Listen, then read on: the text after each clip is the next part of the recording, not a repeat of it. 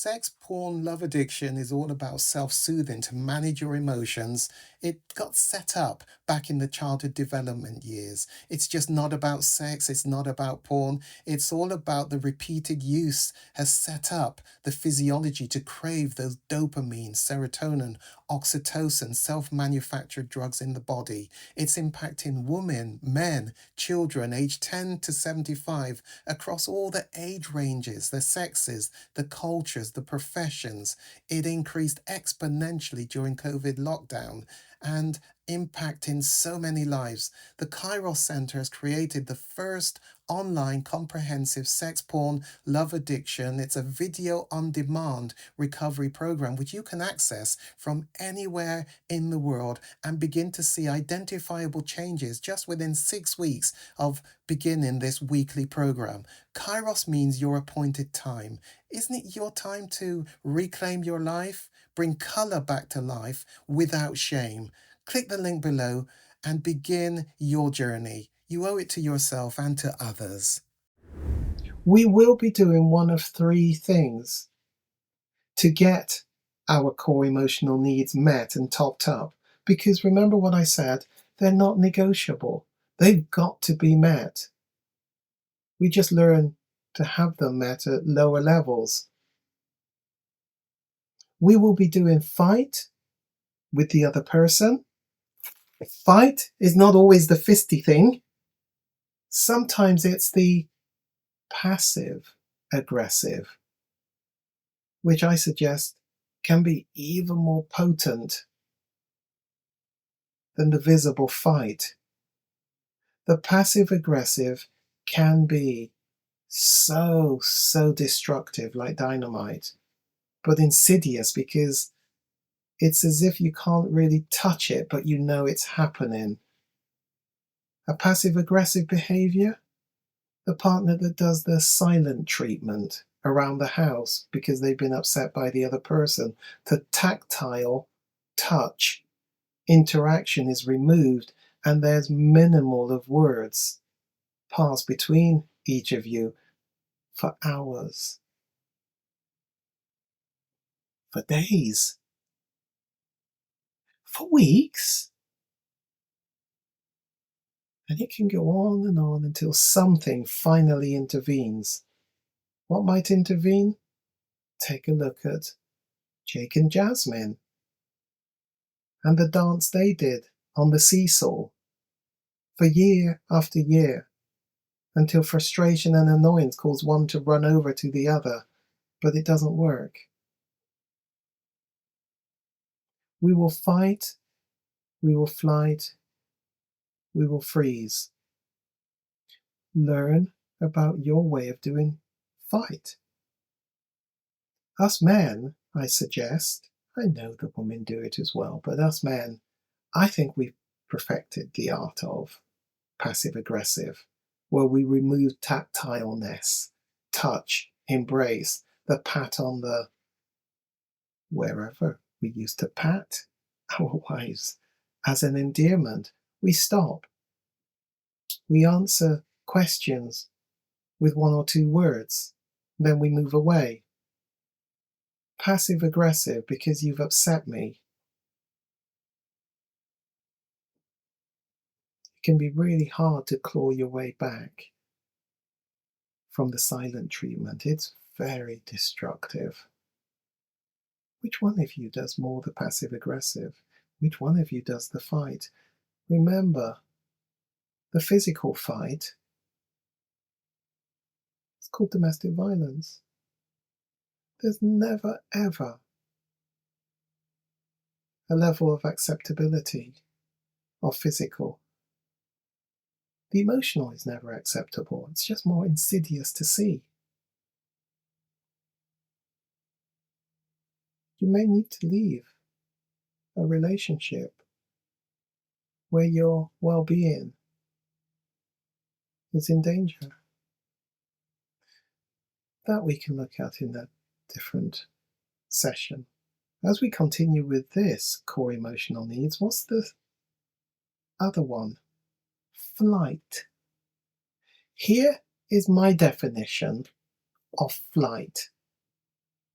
We move ourselves out of the place where we perceive our core emotional needs are not being met, and instead move ourselves into a different place where we perceive our core emotional needs are more likely to be met. Let me give you an example that I've been using for many, many years. I ask you to excuse me if you perceive it as stereotype and a bit sexist.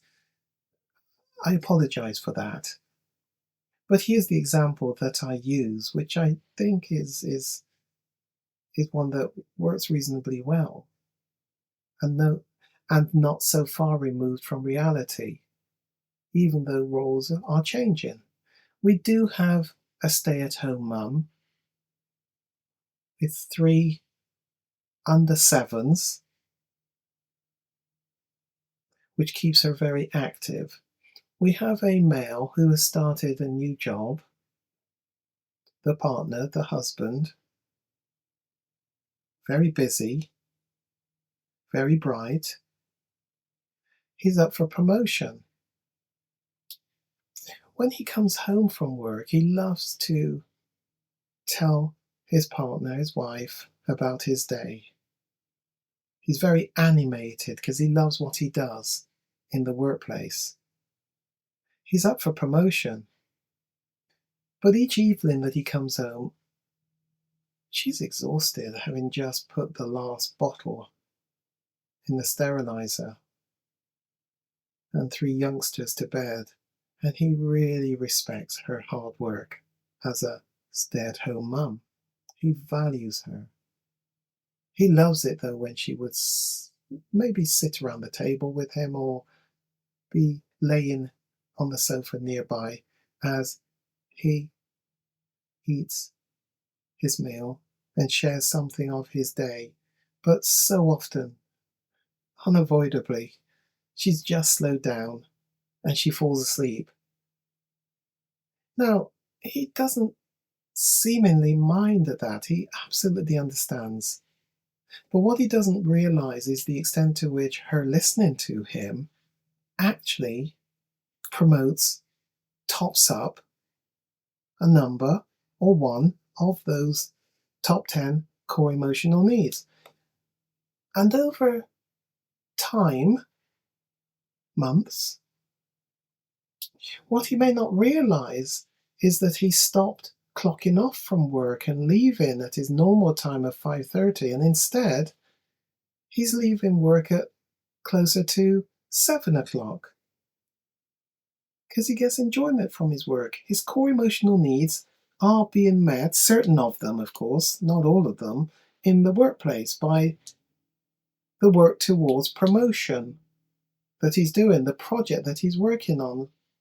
And so he'll spend more time in the workplace. Do you see where core emotional needs, there's a perception they're not being met in one place? He is moving, taking himself into another place and staying in that other place for longer periods of time. He is flighting. Now, the dilemma here is that so often we can flight into the arms of somebody else because when our core emotional needs are not being met, we are vulnerable. We're vulnerable to affairs. We're vulnerable to adultery. Wow, that's a bit grand, Gary. Yes, we are. We're vulnerable because those core emotional needs are not negotiable. They've got to be met, and we will find different ways to get them met. I'm not being critical of his wife.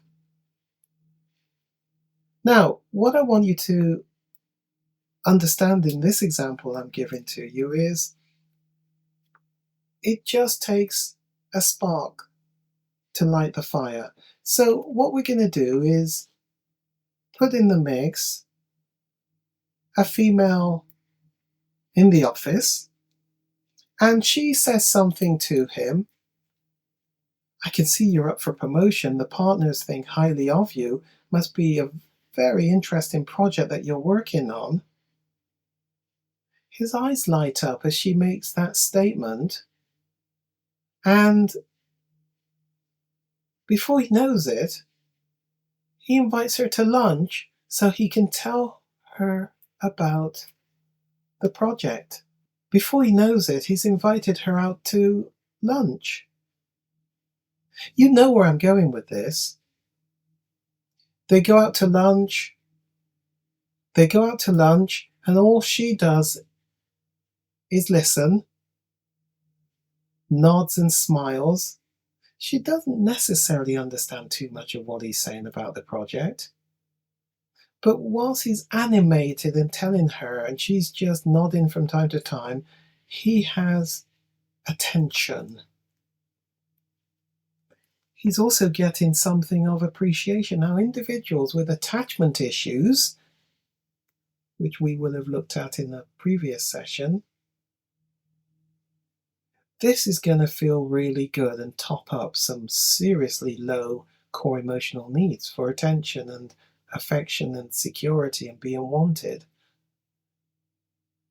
And something happens in the dynamics of this relationship with the secretary that leads to an affair.